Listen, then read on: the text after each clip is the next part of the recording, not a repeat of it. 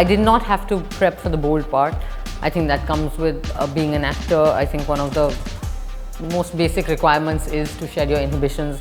Those are the first exercises you learn in theatre class as well. And I think that as an actor, wherever you feel a little bit like nervous or scared, the best thing to do is to have faith and go back to the faith that you had when you said yes to the project. So that's pretty much how I handled the bold part. For the rest of it, I went to Aarah, Anaarkali of Aarah. I had never been to the city, so I started by actually going to Aarah, looking at the city, and then trying to figure out what was the flavor of that world. I met a lot of women who do that kind of work, women from the Munni Orchestra Party, which kind of became like the basis of my research on the character.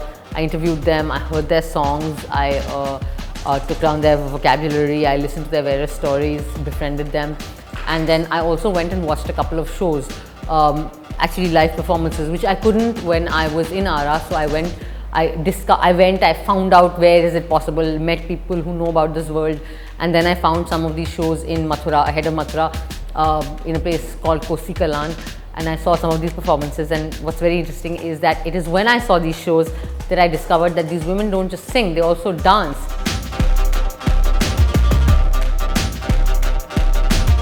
I think that I discovered a lot in terms of also a person. I think it was a very humbling experience as an artist to discover other artists who in other contexts perform, and then to see the reality of their lives, and to also see the kind of danger that these women flirt with.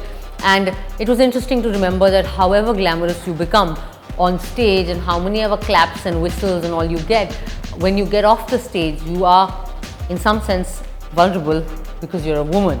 And that was interesting. It was also something I could relate to as an actress.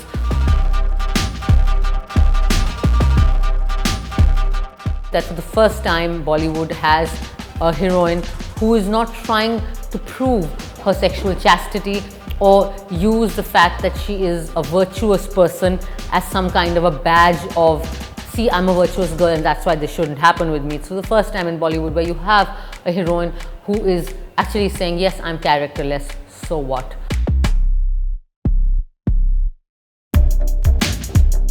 Me and the censor board are involved in one messy relationship situation.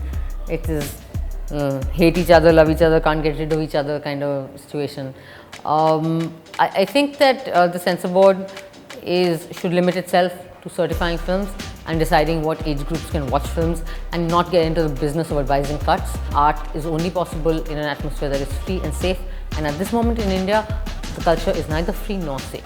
And what has happened to Sanjay Leela Bhansali when his set was vandalized and burnt, and earlier when he was attacked by the Rajput Karni Sena, and to Karan Johar and Shah Rukh Khan and Amir Khan, and to that child, some Nahid Indian Idol child who's also now facing threats. So I think that it is really terrifying, the kind of culture we are propagating in our country.